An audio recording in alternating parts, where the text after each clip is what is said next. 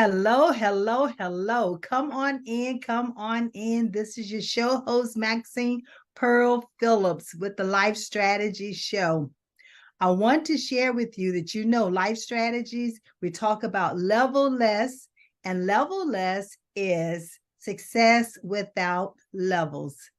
On this show, we are able to help unemployed, underemployed, those who pre and post retirees, and even those who are looking to be promoted. That's from the professional in transition. And let's not forget about our students who are high school and college level.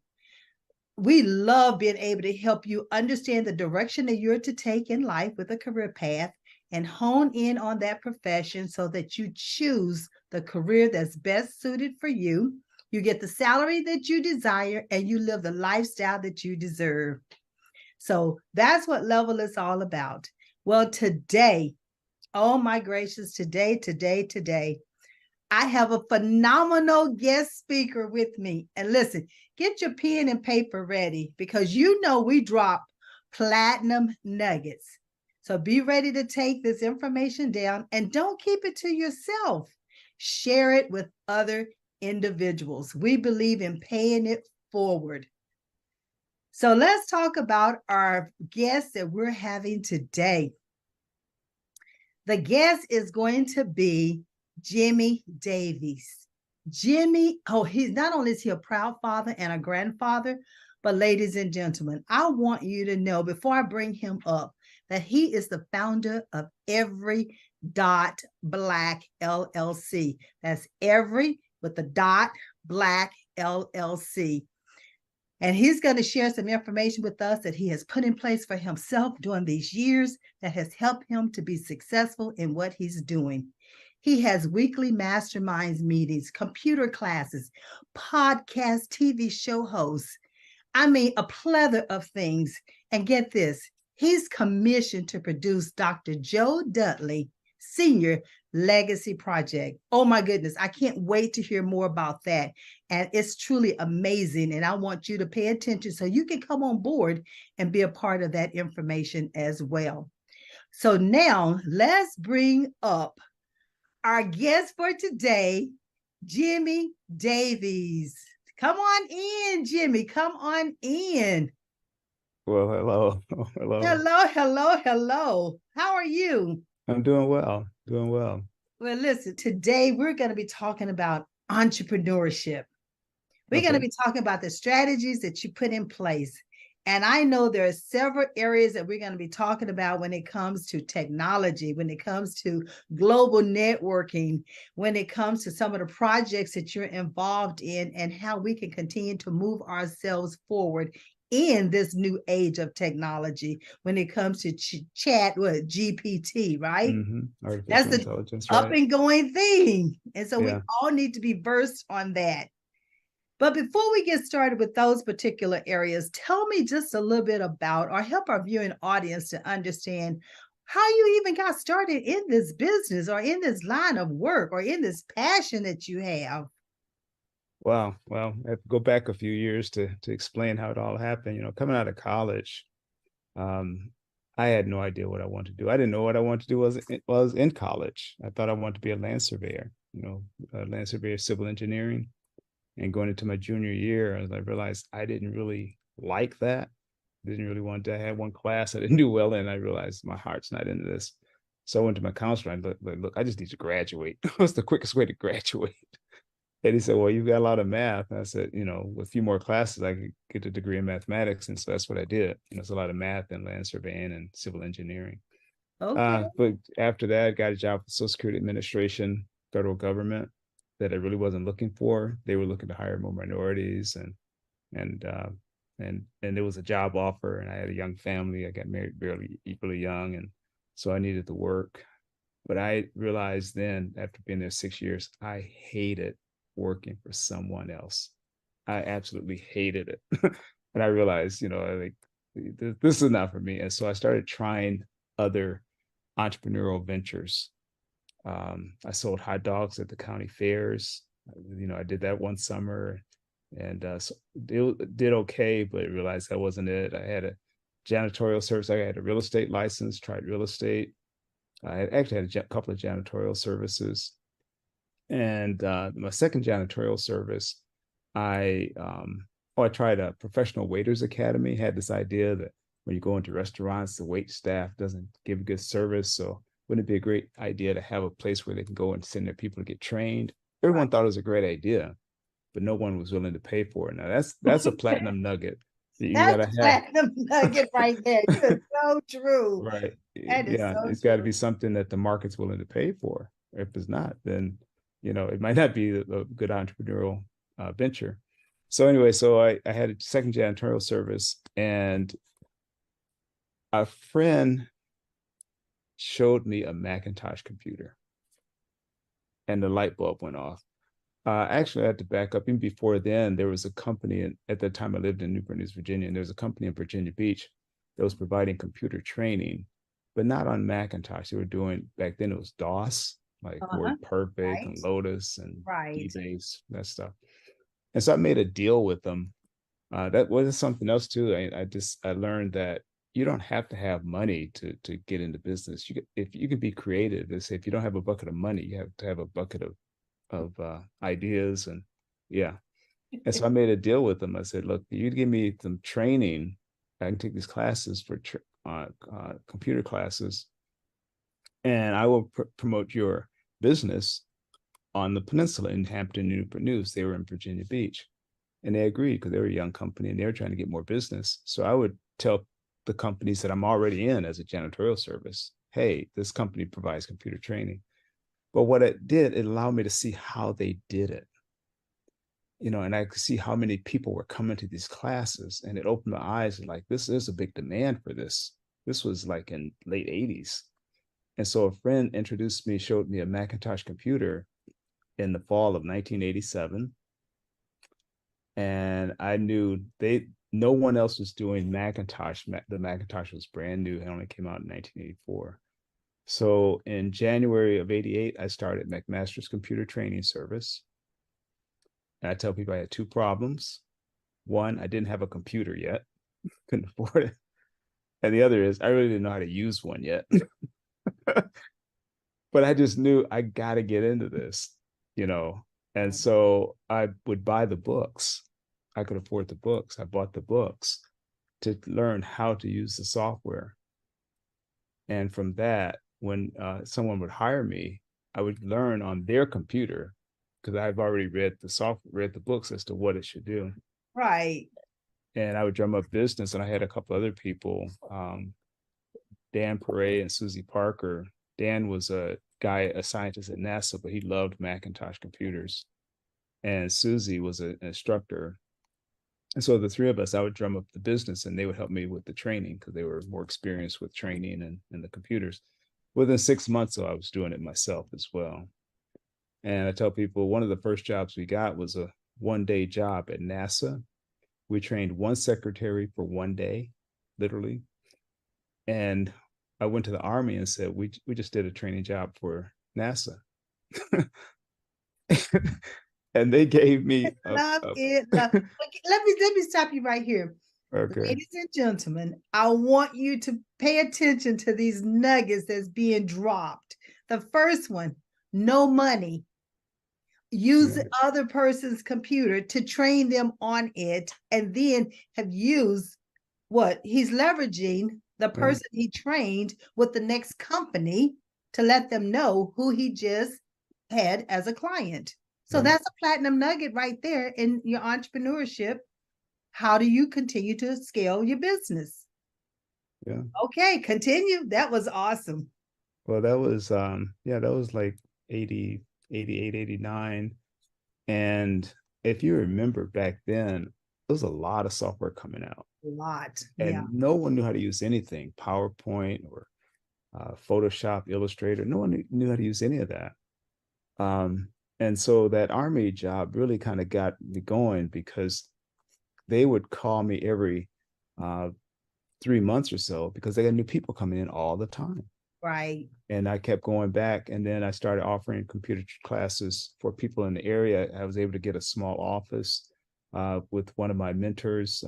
I cleaned his office as janitorial service, and he had a spare office, and we made a deal. So I cleaned his office. I cleaned the entire building. He gave me a free office by cleaning the building.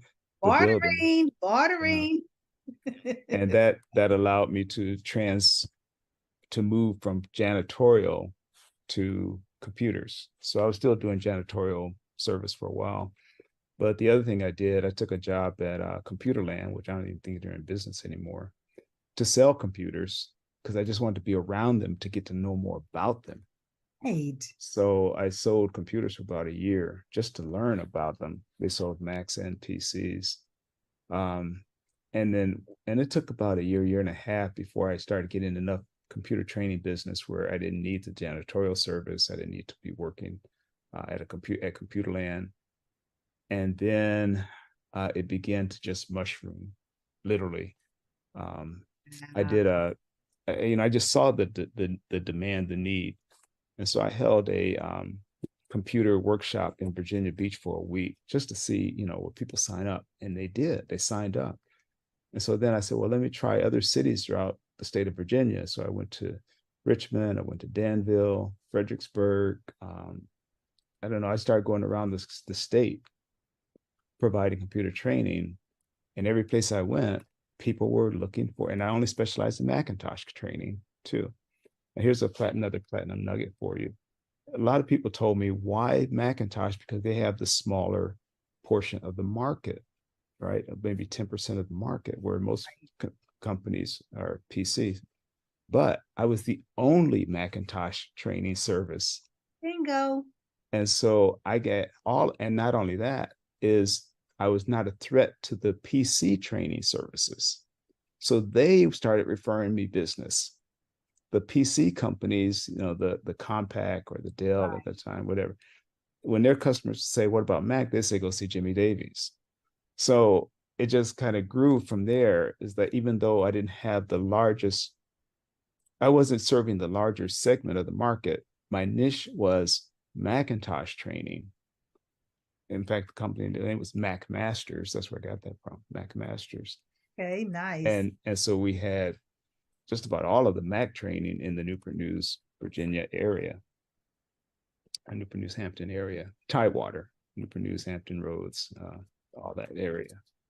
And if there's a lot of military in that area. Right. So over the years, I trained literally every branch of the military. You name it, from Coast Guard, Army Corps of Engineers, Air Force, Marines, but started with the Army. And then I did go back to NASA on a 2-year stint teaching people in NASA how to use software. So I just go a little further, because I don't know where we got. You got to stop me. But so then about 3 to 4 years in, I realized this is like big, so I went to the library at the time to see, well, where, because then to look in the phone books. Right. Internet wasn't big then. So look in the phone books, and there was no training services well, there were in Atlanta or DC, Philadelphia, that type, but there was no one in Raleigh, Durham, North Carolina. There was no one in Greenville. There was no one in Charleston, South Carolina, or Savannah, Georgia. So I wanted to see if I could expand in those cities. And again, not having the money to advertise on a national level, I had a car, so I sold my car to raise the money to buy the mailing labels. Well, like magazine companies will sell your name. So I went to Macworld and Mac Today. Those are Macintosh magazines. And I told them I wanted to buy all their subscribers for the state of North Carolina, state of South Carolina, state of Alabama, state of Tennessee. And they will sell them to you, because I figure if they're getting Macintosh magazines, then they need Macintosh training. That's right. So I was, again, targeting my market. And then between that, the mailing lists, the labels. I had to print the materials, and the mailing was about a little over $4,000. And so that's why I sold my car to raise the money to do this mailing. The other thing I wanted to make sure I did is I didn't want to just try one city. I would try 5 cities at a time to spread the risk, right? Because one city might bomb, and sometimes one city did bomb, but the other 2 or 3 would always carry the ones that didn't work out. Yeah. And before I knew it, I'm servicing 30 cities in 8 states. I love the word that you use, risk. Yeah. Yeah, but you knew your risk, and Yeah. you had a plan A and you had a plan B, you Yeah. know, because you had the backup. When you put it out in 5 cities, if one city bombed, you had the other 4 that could carry you. And that's exactly what happened. Yeah. And as entrepreneurs, we have to think that way. We have a plan A and we have a plan B. You know, so we still have to think that way. And parents, you need to think that way when it comes to your students. When you're preparing them for becoming adults, you need to think that way too. Yes, you do have a plan A, and someone want to be sports oriented and go into the different professionals, you know, but not everyone is going to get there. So what's the plan B? And that's where Levelers comes in at. Right. We are your plan B, you know. We help you with your plan A and move you into your plan B.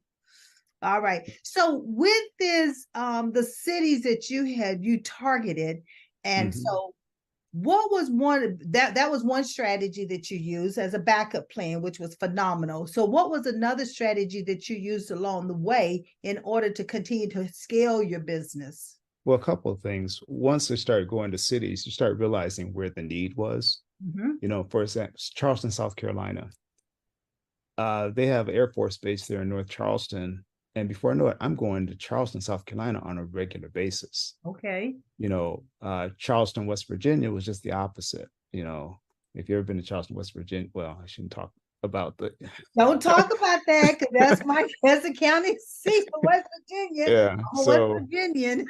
Right. Well, anyway, let's just say that the demand wasn't as high as it was in Right, Charleston. exactly. There you go. Nicely put. Yeah, but some places I ended up Macon, Georgia, turned out to be a great place. You know, I wouldn't have thought Macon, Georgia. There was a small town, because what would happen was that sometimes I'd go to these places, and then before I know it, I'm going to the corporate office to train people. I was in Macon, Georgia to do a training job, and there was some of the people from Fitzgerald, Georgia, small town, but they created Delco auto parts. And so they brought me into Fitzgerald, Georgia for a whole week just to train people on software, using software. Same thing happened in Waynesboro, Virginia. There's a big DuPont plant there in Waynesboro. And we were there for I say we, but at the time I had to hire other people to help me with the training. We were there for I think we were there about 6 weeks. Wow. Just training people on how to use software. And then again, I went back to NASA on a larger deal, and I was there for NASA for about 2 years, teaching people how to use software. And this was NASA at Langley in Hampton, Virginia. Okay. NASA's got other facilities around the country, but we were in Langley, Virginia.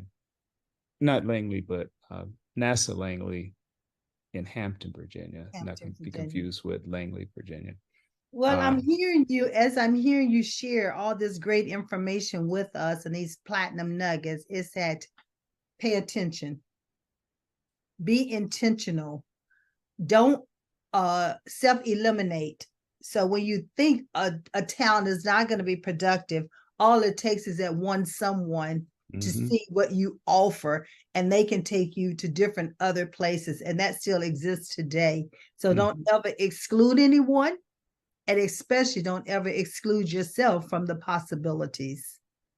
Yeah, you're right. And you're right, because life is funny. You never know where it's coming next. I say, but you have to take that initial step. If you don't take that step, you won't know. If I hadn't tried Macon, Georgia, I wouldn't have known about Fitzgerald, Georgia. So, so you have to take those steps. But then the other thing I realized is that, well, 2 things. One, I started seeing things some bothered me and some didn't. But one thing I realized is that one, I'm not seeing people of color in the classes, Okay. you know, and that when I look back on it, that really was the impetus for Every Dot Black, you know. The other thing is that because the technology was so new, there was no organization for Macintosh trainers. Okay. So I started one Look at called the National Association of Macintosh Trainers, NAMT. And I just put the word out, hey, would anyone out there like to start an organization for Macintosh trainers? Because there one didn't exist. One of the things too that people thought, you know, Apple always said that their computers are easy to use. You don't need training. Well, they are easier to use, and I'm sold on Macs, but you still need training. yeah. Um, and when I put advertised in one of the national magazines, Mac Week today, I think Mac Week was one of these publications. I don't even know if they're still around anymore. Mhm. Hundreds of people responded. Hundreds. I mean, like I was hearing from people from all over the world saying, yeah, let's start a Macintosh Association for Mac trainers. And so I started one, and people, and back then, again, this was really before the internet was big. So we started, and we actually had a one annual conference or one annual conference in Florida. We went to in Orlando, where Disney, you know, we thought that'd be a great place, and we all met up. But it didn't last. I think a couple of reasons. The Mac training scene was changing. The demand was beginning to change. What I mean by that, during the 90s, it was a strong demand, but I could see that it was beginning to taper off. You said plan B. Right. And because then the community colleges were beginning to offer classes, you know. Okay. And in fact, when the community colleges in the Hampton, Virginia area started offering classes, they came to me to teach the classes and a few other of my computer friends because they didn't have, their professors didn't know how to use the software themselves. So, Wow. so they made us adjunct instructors. So I taught at Thomas Nelson Community College and Chesapeake Community College in Virginia, evening classes on how to use Macintosh software. But the other thing is that I realized too, I couldn't keep up with all the software. It was all coming out so fast every year, new versions of everything. And so I started, and by this time too, I had, I don't know, classrooms full of Macs by this time, in office and space in Newport News, Virginia as well. But the new versions demanded new software, demanded new hardware. And so I realized FileMaker is a database program for Mhm. database development. People don't realize that we use databases every day, but they don't really understand. Most people don't really understand what a database is. When you Right. go get your car worked on, someone pulls up your whole history of your car. That's a database system. Database. Yep. Or if you go to the dentist, they have all your medical records. That's a database system. You take an airline flight, that's a database system. Someone had to create those systems to manage all that data. Now, I'm not talking about the people that enter in the data. I'm talking about the people that created the system that the data goes into, Right. right? And so I was teaching FileMaker on how to create your database system. Wow. And so companies would come to me and then they would say, you know, there's a lot to this. Can you just create the database for us? And so I did one for Hampton University. They wanted a database system to manage the abilities of all their professors so that when a grant comes up, they can just go into the database system and see, can we apply for this grant based on the professors we have on campus? So kind of match that up. So a grant would come up saying they need expertise in psychology or whatever it was. And Right. so they would just type in the needs, and then it would automatically generate a list of the people that we have on campus to fill the need. Then I did another database system for a company called Right Minds out of, well, before that, it was uh, a company out of Williamsburg, Virginia. They created ornaments. I hope I'm not boring you. I get excited about You things. know what I'm sitting up here hearing, because you started out talking about how you fell in love with the Mac, right? Mm-hmm. Mm-hmm. And because I mean it was like a light bulb went on. It Mm-hmm. was like a kid in the candy store. Yeah, really. And so that lends itself to me from the aspect of levelers when we're talking about helping individuals to understand their everyday natural abilities and strengths that no one had to teach it to you. So Right. see, no one had to teach this to you. It Yeah. was already a part of who you are from your core. You discovered it Yeah, at an exactly. earlier age. But think about how many other kids or other people or other adults who have not yet discovered this about themselves, and they're still unsure if they're in the right profession or going in the right direction for a career path. I love what you're saying as far as you took what you already have a gift for, what you're naturally gifted at, and now you have evolved. Yeah. Has been And a continual evolution and a continual transformation. yeah. And now you're Absolutely. helping others. Yeah. And I think that's really important too when you say to evolve, because yeah, you're right. The industry demands that you Mm-hmm. evolve, or you're not going to be around. So I Right, realized I need to specialize in database development because I can't keep up with all the software, uh, and the need is there.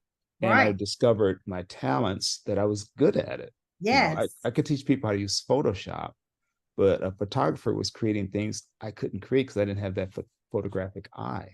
right. But the database system, I realized, man, I have a knack for this. And people would see the databases I created and ask for me. Yeah, I didn't seek the jobs. They saw the systems I created and they said, I want that too. yeah. So for 15 years, I specialized in computer training, but then I kind of went into database development because I didn't have to do as much travel. Um, and I could specialize in something to become really good at. The other thing I realized I learned that I was good at is that you mentioned my calm demeanor. Uh-huh. I don't get excited when people mess up. And so they, it relaxes them when they're in training. I'm patient with them. Right. I explain it in detail and I'm patient. And I discovered I have a good learning or teaching skills that I didn't go to school for. But again, the combination of adapting or really taking to the technology piece. Maybe it's an analytical part of me, but then also the patience of explaining it in great detail, step by step, and having patience with people because everyone doesn't get it at the same rate. It's just they don't. And it's not a matter of intelligence, but it's just what we're gifted at and what we're, things what we're not. So And exactly. So that's why I'm so glad that you brought that out because you said it's something that you have, that you do, that no one had to teach it to you. right. And that's what your everyday natural abilities are about. And again, I always say, imagine if we had more individuals in this world who could identify that earlier in life or discover that about themselves earlier in life or even confirm, because sometimes we have an inkling of what we enjoy, but we're not sure if that's truly our passion. But Mm-hmm. imagine that the sooner or the earlier age a person understands that and they have mapped themselves or put a strategy in place that takes them down that path where they're fulfilled, they love what they're doing, they just happen to be paid for it. Right, right. And actually, back then people were really throwing money at me because I mean, now there's two things that I think we people are needing in our community is one, technology skills, the other is financial literacy. In Yeah, all honesty, I didn't have the financial literacy skills back then. People were just throwing money at me, and now where did all that money go? But anyway, I came around and realized that hey, that's there's right, two right, parts get to the this word thing. right. There's two parts to this thing. But yeah, and two other things I want to mention though is that you remember when AOL was really popular? Oh yes. Okay. Well, I approached AOL. I learned. I went to a conference and I learned how they work, how AOL operates, because they had all types of things on AOL that you could be a part of. And this one guy, he was a photographer and he had a section on AOL. AOL doesn't have people with expertise in photography or cooking or whatever it is. They contract with people that do. Makes sense. So that's how they would have that all this great content about things that people were interested in. Mhm. So I went to AOL and I said, I would like to start an area on AOL for African Americans. And they said, no. So I went to Apple and I said, I'd like to start an area on, because Apple was starting a program called eWorld, which was a competitor of AOL. eWorld was never as big as AOL. And I said, I'd like to start an area for African Americans. And they said, yes. All So it takes is that one yes. yeah, and so I actually they flew me out to Cupertino to Apple headquarters for 2 days of training, and I was a big Mac enthusiast anyway. But they flew me out, and I created an app. It was called the African American Information Network on eWorld. We operated for about 2 years until Apple and AOL they shut those online services down. Internet was getting bigger. But Right. when I look back on it, eWorld, we had about 600 people a part of that eWorld that I managed. We had weekly discussions. At that time, it was chat. We weren't even like a Zoom, but it was a chat. We had weekly discussions on books or things going on in the community. I think Wednesday night was Women's Night. When I look back on it, that was really the, I guess the beta version of Every Dot Black. Yes. So Every Dot Black is not an overnight thing. It's something I've been thinking about and working on for 30 years. That's why I asked if you read that article that I sent you. Is something I wrote 30 years ago. Well, I'm definitely going to go back and read it. That's for It sure. describes the power. I realized the power of the internet Yes. Yeah. and that Of we course, need to be with there. GPT is also showing you even more of the power of the internet. And Yeah. now that we're in the digital age, we thought you've got mail. Well, we couldn't wait to hear that you've got mail, Right. But now Right. look at where we are. There's like now we can put something in, it types the whole paragraph for us and tell us how to word it, and then we just go in and modify it. Who That's would have right. thought it would have gotten to this level of using technology? Right. You're right. Wow, so that's So good. So you have been a part of this evolution from the beginning. yeah, I have. I've been I've seen a lot of it coming, but also there's a lot of it that I didn't see coming either. Because I mean, like I said, no one knows it all, but some of it I could realize, like, man, this is going to be big, and I realized that early on from the day, like say from day one, first someone introduced me to a Macintosh computer, I realized things are going Yeah. to change, and I knew I needed to be a part of it. But wanted to share this as well is that the last database development company I was working with was a company called Hay Clinic. It was a spine surgeon in Raleigh, North Carolina. And I was here for 6 years developing his clinic's medical software so he can run his practice. Right. Mm, And because we were automating everything, right. getting away from paper and putting everything on the computer. Dr. Hayes said something to me one day. He says, Jimmy, he says, what you're doing is your swan song. He said, this is really important. He said, you're helping to save lives with the software you're creating that we use in our medical practice. And I thought about that and I thought, this is not my swan song, Dr. Hay. This is your swan song. This is what you've Helping always him to dreamed bring of. his vision to reality. And I realized I've been always helping other companies bring their vision into what they want to do. And so that's when I started thinking about, I need to find out what do I want to do with all my technology skills. And I told Dr. Hay, I said, I need to leave. I stayed on an extra year. He didn't want me to go. He's an extra year to train someone to take my place, a young guy to take my place. And then I left. And then I started trying to figure out what do I want to do? That was in 2015. What do I want to do with the technology I've learned? I know our people we don't even know what we don't know. Exactly. I'm seeing all of this every day, and I'm realizing our community doesn't even know it exists, let alone how to use it. Yeah. And that fall, 2015, I was introduced to Joe Dudley. Wow. And that's when I started attending the mastermind meetings. And that's when I started to realize the power of entrepreneurship and that we need to think about, as he says, we're out of slavery, we have our civil rights, but we're not the entrepreneurs. We're always working for someone else. Right. And that's when the light bulb, like technology, computer skills, entrepreneurship. I've been an entrepreneur. And that's in January of 2018 is when we officially launched Every Dot Black. But I Wow. attended those meetings for a couple of years at Mr. Dudley's house every week.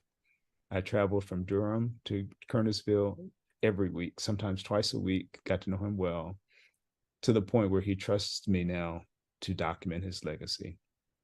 And not only trust So, you, but you are commissioned yeah, yeah, and the producer. yeah. And so we've created a lot of we're preserving his content. Basically, he's been saving his content and telling his story. So there's some talk about a movie or a real movie, a real documentary, and whoever does it, we've already done the research. We know the story better than anyone now. So I'm hoping that there's some talk. That's all I can say at this point. But there's some talk. I'm hoping that someone steps up to actually make a real movie, and we can tell the story. So I say we, myself, my team, Kim, my sister Kim, Right. Michelle Taylor, Nellie Lee. Those are the four of us. But there's also another dozen that have chipped in, but the four of us have really been the core of creating this content. Well, just tell the viewing audience just a snippet of who Dr. Dudley, Joe Dudley, is and what he has done without giving them the whole shebang, so that they can have Sure. at least a little premise of what you're talking about. Sure. Yeah. When I speak of Joe Dudley, I'm talking about the co-founder of Dudley Hair Care Products, Right. Dudley Products. They have over 400 products they've created now. The daughter now runs the company, but he and his wife, he started literally with $10 and created a company, bringing in over 35 million a year. At his peak, he had over 600 employees. Um, but along the way, he always had these meetings, these weekly meetings, mastermind meetings. It didn't matter what kind of business you had. He always promoted self-reliance and entrepreneurship, and that you can do it. If you believe in yourself, you're willing to work hard, whatever your goals are, you can achieve it. Yeah. And so going to these meetings, it opened my eyes. I've never worked for a computer. I mean, with hair care company, or I never worked for the company at all. Right. But I saw all of this content that he had preserved, some of it going back 50 plus years. Right. And I thought, this is going to be lost. If, some of it's getting molded. And he had literally boxes and boxes of things that he's been saving. And I asked him if we can preserve it. And he agreed. So I drew up a contract, and we agreed to that, and to use it in a podcast. And that's what we've been doing. And we're using the proceeds from the podcast to convert more and more content. But we, Well, we had I was going to say, while we're on this subject, how can individuals become a part of this project? Is there a way for people to contribute? sure. Well, on our website, on the Every Dot Black website, we've got links for everything, whether it's mastermind meetings that we do or the Joe Dudley podcast. So www.everyblack.black. One of the links there are the podcast, what takes you to the Joe Dudley podcast. From there, you can actually become a subscriber. So you can actually see and hear some of these interviews that we've been doing of these people. We've interviewed over 250 people associated with the company or either work for him, or just being impacted by him. Right. And you can subscribe at $10 a month, 25 or 50 a month, whether you want to just hear the interviews, hear his speeches, or also we can, for 50 a month, we will also put your ads on the podcast. If you have a commercial, we'll help promote you as well. And the money goes towards, again, it goes towards converting more content from VHS, cassette. He even has things in beta. Remember the old beta? Beta, yeah. They even have reel to reel. He has cassette recordings of S.B. Fuller. S.B. Fuller died like I think in the 70s or so. So they have all this content that he's been saving. And we just realized that there's a lot of lessons in there to see how one person became a millionaire. He says, if you want to know how to bake a cake, you get the recipe, right? Right. So if you want to know how to be a millionaire, just get the recipe. How did someone else do it? And you study them and you learn from them. So yeah, so And that's what he we're doing. also had another favorite saying about paying it forward. What Hmm. was his philosophy on that? Because I think Well, that's a great life strategy. yeah, several of his people that worked with him, they wanted to just give him money, give him cars, give him things, but he just always told them, "Says the greatest gift you can give me is to pay it forward," and that's actually what he did. His mentor was a man by the name of S.B. Fuller, who had a company in Chicago. Now, S.B. Fuller also only had 18 months of formal education, but he was self-taught. He also believes in reading. Mr. Dudley says, "Readers are rulers." And so in these meetings, they would read, which is why we read in our meetings. Right. But now we actually take the light version because Mr. Dudley have you reading for an hour before you even start the meeting. And we engage in conversation. So yeah. Right, right. But he got that from S.B. Fuller, and every now and then, Mr. Dudley will do a 6 hour read. He'll take a day and we'll just read, and I've done it with him. Like for one day, we'll just okay for this day. All we're gonna do is just read, pick a Wow. book and just read. And that's powerful in itself because many times if we're not careful as entrepreneurs, we will not have that me time. And Mm-hmm. that me time can also serve as a space for self-development, and so we have to make sure that we constantly feeding ourselves and not just pouring out to others, but we have to be replenished. Yeah. That's a way of replenishing ourselves, not only through reading, but also through engaging in the mastermind group that you're talking about.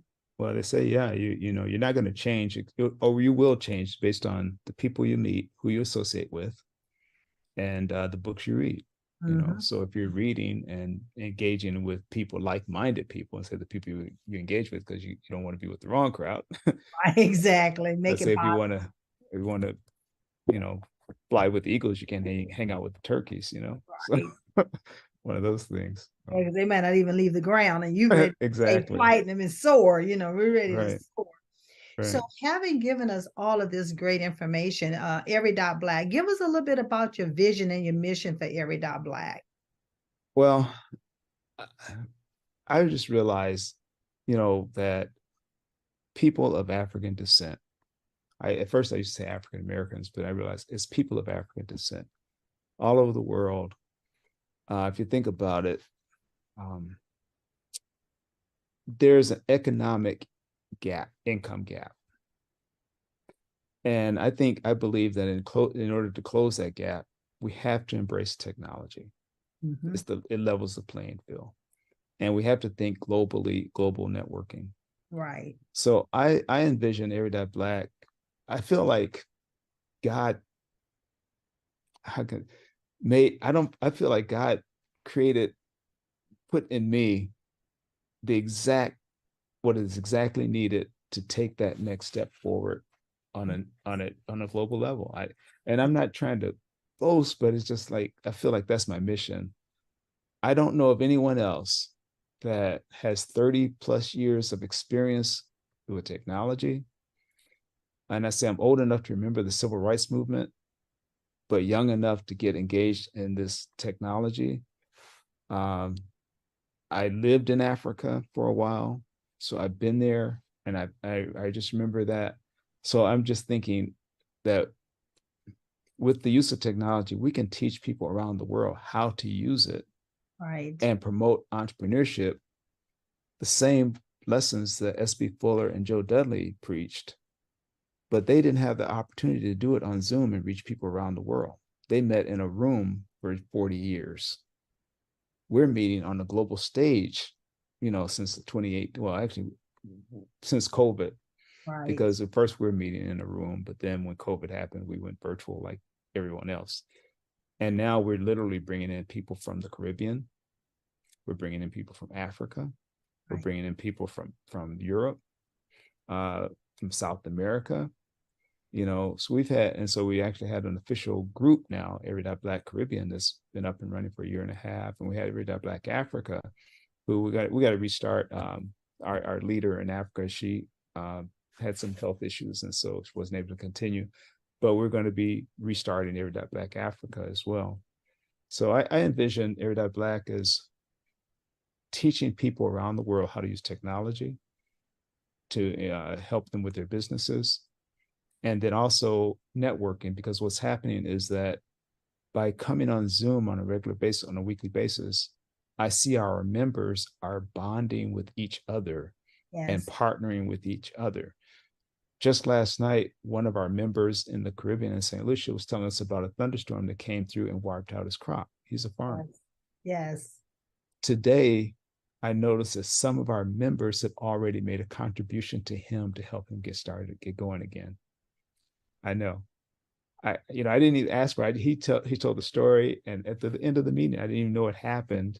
But because we're connected globally, someone here in the States has already reached out to him to help him restart his crops, to help him get going again, because of the hurricane or the bad weather. I don't know what it was, but bad weather wiped out their crops in St. Lucia. Jimmy, there are many individuals who have groups, and we already know this, right? And many proclaim that they do it from a community perspective.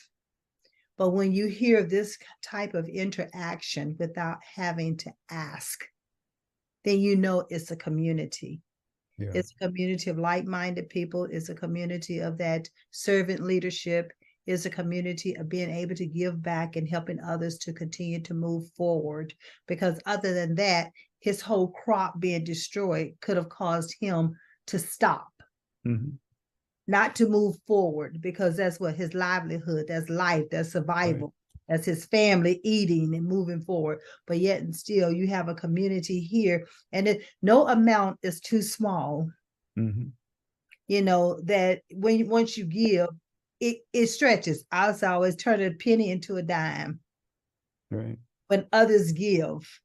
And so I admire that about Every Dot Black. And when I became a member, I see it often. I don't just see it every now and then, which makes a big difference. I don't see it where people want you to give, but they're not willing to give you. It's reciprocated. It's back and forth, and it's done without having to ask. People see the need and they step forward and do it. Yeah, and that is very rewarding. Like when I see that happen, when I see the bonds being made, the connections being made, especially when it's across the water, there's been a number of instances where our members are partnering up on different things to do different things. Some of our members put together they did a great job putting together a health fair. Yes. Earlier this year. And now some of our members are putting together. Tell us about this new initiative that's getting ready to happen this fall. Sure. There's a couple of them. One, some of our members are putting together a financial opportunities and literacy summit. So our members are coming together to do that. And I purposely have tried to kind of let them do it. So our members are putting it together.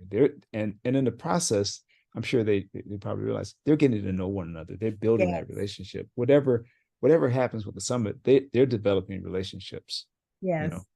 The other thing is that we're working on a technology summit for November, because that's my my passion. So I said we can't do a health and a financial literacy without, we got to put technology in there too. Right. And so we're doing a technology summit where I want to really highlight things like Apple Vision that has just been announced, that people don't even know it exists. Powerful. Oh my gracious. Yeah. Oh, that video is just out of this world. Yeah. And it was science fiction a few years ago. Now it's reality. Oh my goodness. Yeah. For people that may not know what I'm talking about, if you go on YouTube and look up the Apple Vision, Apple just made an announcement of their virtual, it's really not virtual reality, but augmented reality headset. Right. Facebook really kind of led the way a few years ago when they came out with the Oculus with virtual reality and the metaverse. And I think that's going to be big, but also Apple just upped the ante with Apple Vision. Apple Vision. And not only that, Jimmy, what it does, it helps individuals, whether young, medium, or senior, to look at the world through a different lens. It's totally through a different lens. Yeah. I mean, I wear eyeglasses, so their prescriptions based on my need, right? But this augmentation that we're looking at with Apple Vision, it's like It's unreal. It's Yeah. absolutely unreal. And it's so exciting to see all the things that you can do with it and all the futuristic things that's getting ready to happen because of it. Right. Now, the other side of that, though, they predict that because of Chat GPT and artificial intelligence, that about 300 million jobs are about to be affected I can worldwide. see that. That's why we have to be aware of what's coming next to see where do you fit, where how can we adapt so that we're not one of that 300 million That's on that's out of out, employment. That's out right? of employment. We And want we that's need to, where levelness also comes in at because, we do these ability assessments to help individuals to look at what are your everyday abilities that perhaps you're not even using.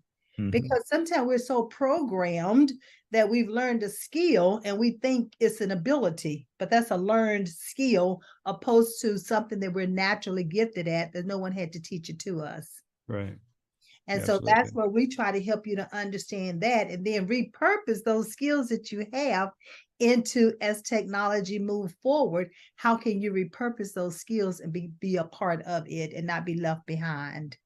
So, what would you tell your 14 and 19-year-old self now based on what you know now versus when you were at that age then?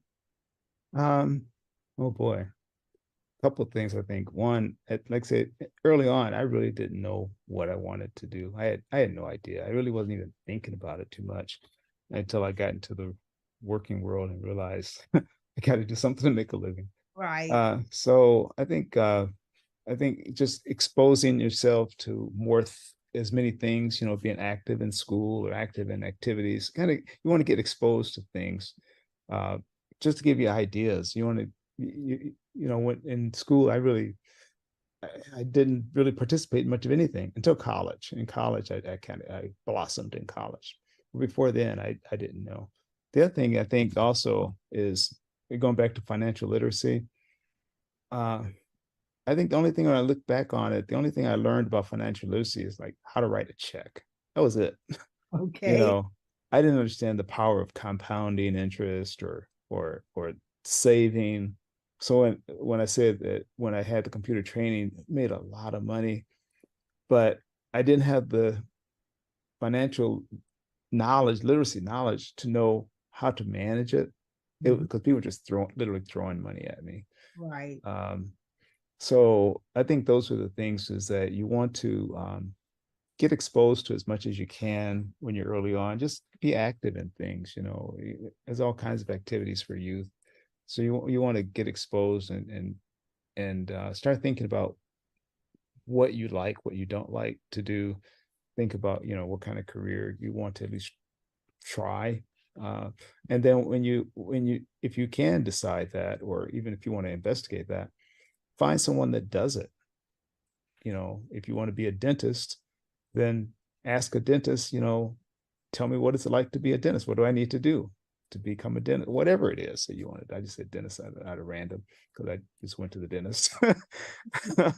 But the bottom line is, just ask someone to tell you about what they do. Try to, and then the other thing is that um, develop a habit of saving, you know, um, and again, you have to just self-educate yourself if necessary. If that's Right. the if Right. necessary, you got to reach out to people. There's lots of people out there, no matter what it is you want to do. There's a lot of people that are willing to help, but you got to reach out to folks. Yeah. Yeah, that's one of the reasons why I always share about the ability assessment because ability assessment has not always been here. A lot of people do personality assessments or career assessment, but I use an ability assessment so that they understand the abilities that they were born with. Yeah, Then how do you map that into a career or into the profession that match what your true abilities are? right, That way, you know if it's going to be dental, if it's going to be medical, if it's going to be scientific, if it's going to be engineering, if it's going to be accountant, or is it that you're going to be employed by someone? Is that a right, better fit for you? right, Or is becoming an entrepreneur like what you just talked about? You realized early on you did not want to work for someone. Right. Yeah. And so you took a totally different, you had a totally different mindset. And then there are individuals who like, I could care less about doing all this on my own. Let me work for someone else and let them give me the paycheck. And Hmm. then I live accordingly. But even with that, Jimmy, they still need to understand, how do you help those organizations to understand the value that you're adding to their organization? So there is still an art, and many times it's going to be able to help you do that.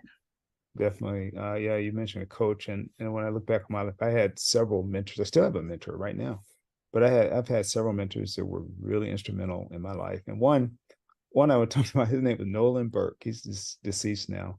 But when I had that janitorial service and I needed a space to start the computer, he was Right. a retired naval officer, and he owned the building that I cleaned and had my first office in. A white guy, a retired naval officer, and his office was one end of the building, mine was on the other. And all week long, you see him in the hallway. He wouldn't say anything to you, like you say hi. He just kind of rough. He just Right. didn't have talk to you. But on a Friday afternoon, every Friday around 3 o'clock, he'd go across the street to 7-Eleven and get some wine, and he starts drinking every Friday. And by 5 o'clock on a Friday, he was ready to talk. Okay. And so every Friday evening, we would talk sometimes for hours. And he would tell me about all the things he had seen that I did right that week, and the things that he saw that I was doing wrong that week. And he gave me a lot of great advice. But it wasn't until and all week long, you don't think he's even noticing, but he Right. is. Another guy, his name was Henry Malcolm, and he's deceased now too. But Henry was a good friend. Uh, but he was someone that I could go to. He was older. He's also retired Navy. But he was someone I could go to for any personal things, life issues. Right. We just became friends. I helped him after he retired. He wanted to get into janitorial business. I helped him get into the janitorial business. But then he also was just a good someone I could just go to about anything. Anything. You know, and then the Oh, one I do have to mention, I mentioned Joe Doug, but also need to mention Lafayette Jones, who mentors me today. oh, good. Lafayette Jones was vice president of John H. Johnson for marketing of Jet and Ebony magazine. Right. He was vice president of George Johnson with Johnson Products for Afro Sheen and Ultra Right. Sheen. Right. He was Orville Redenbacher popcorn. So he's done a lot of national marketing campaigns for 40 plus years, he and his wife. So Wow. he has done a lot of mentoring with us on how to refine the mastermind meetings, how to go after more computer training for the members of Every Black. So a lot of the things that you see that we do, some of them are his suggestions. One of the things that I learned about him that I didn't realize, on your microwave, there's a popcorn button. You hit the button that says popcorn Right. because of Lafayette Jones. They were trying to sell more Orville Redenbacher popcorn. So they went to the manufacturers to say, we need a button on your microwave that says popcorn. And they did it. And now they all do it. But that was because of a suggestion from a Black man on national marketing. And he said when they first tried microwave popcorn, they couldn't get it right, or a Redenbacher, and the bags were catching on fire, Right. and they actually burned down a few homes. He said the Oh, microwave would catch on fire, the curtain would catch on fire, for no, the house is on fire, mm, and they were going to abandon microwave popcorn. But he told them, says, no, we've got to figure this out. This is the future, and of course, I mean, yeah, of course they did. So yeah. yeah, I mean, that's what came to my mind was the timing of it. How many seconds did they put on it? How many minutes did they put on it? What are the Well, ingredients and how many ingredients? What is the bag content? exactly. The bags, whatever the bags they were using. If you notice now, they say this side up, Yes, yeah, you want to make sure you got the right side up, otherwise the whole thing might catch fire. So yeah. exactly, exactly. Oh my gracious. And that is a known Black history fact. Yeah. That is awesome. Yeah. So, this has been an awesome conversation, Jimmy. I knew a lot about you, but I've learned even more today. And again, the fact that it was that aha moment in your life that you realized that you had solutions for situations or concerns or people needing to understand how to do better in their work or in the computer and understand how to move forward. and you were a part of the solution. Yeah, thank you. And when I look back on it, like say, I don't know, some of it was planned, but some of it was, I think, ordained I get or ready to use the word ordained. We was getting yeah, ready to say it at the same time. yeah, because Yeah. yeah, and even some of the things that I had the opportunity to do have, I can see how it's all led to the development of what we're doing today. The pieces from the past all contribute to what we're doing today, whether it's the African American Information Network on eWorld or creating the organization for Mac trainers, that just managing an organization, the computer technology training, all of that, has led to what we're doing today. And I think I know it's about to get even larger. Yeah. Um, we've got some projects in the works that we're not at liberty to say yet, but Right. it's about to get really big. And not only that, because we have what is called that servant heart, and we don't mind sharing and helping others move forward. There are enough people in this world for everyone to have a piece of the pie. Absolutely. You Yeah. don't have to worry about trying to keep it all to yourself, because once you're no longer here, it goes with you. That's right. That's right. I'm a firm believer. I tell everybody, I want to leave this world empty. I want to leave this I feel the same way. empty. I feel the same way. And so like I feel like I'm not done yet. Yes. I'm just not done yet. Yes. And my tagline is transforming generations and leaving legacies. Yeah, perfect. All Yeah. it takes is to touch that one person, and they take it back to their siblings, to their families, and the light switch goes on, and people start having a change in mindset and believing in themselves, and it helps them to then continue to start moving forward. And when you say that believing in yourselves, and something that our parents, I have a sister, Kim, and it's just the two of us, but our parents always told us that we can achieve anything if we're willing to work hard at it. And, and once we make that decision, and I believe them, and the other thing they really stress is they say, get an education, because an education is something no one can ever take from you. Never can take it away from you. And so neither one of them had the opportunity to go to college. My father didn't even finish high school. I never got a chance to go to high school. But those lessons, it starts with those lessons our parents instilled in us, is that get an education and you can achieve anything if you're willing to work at it. So if you want it bad enough. Oh man, listen, we can go on and on and on, but I think the producer might say, Maxine, you're over time. Yeah, we probably are. But you know what that means? You're going to have to come back. So Okay, I need to invite you back so we can have a part 2. Okay. Because you're doing great things. And like you said, you're not at liberty to reveal any of that just yet. But when you are, come back and share with our audience. We're in 200 countries. You are global and international. We're on Pod TV. We're on Roku. We're on Amazon. So you have an audience. And listen, ladies and gentlemen, Jimmy is also a TV and podcast producer himself.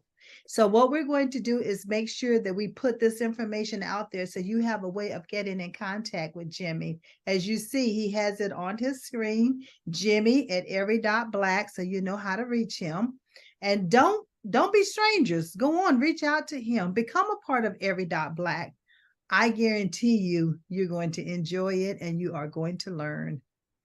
So as I close out today, Jimmy, thanks again for being here, for being my special guest, for dropping all these platinum nuggets.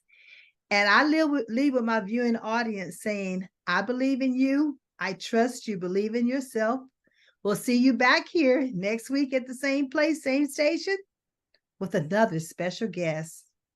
Take care. Thank you. Thank you.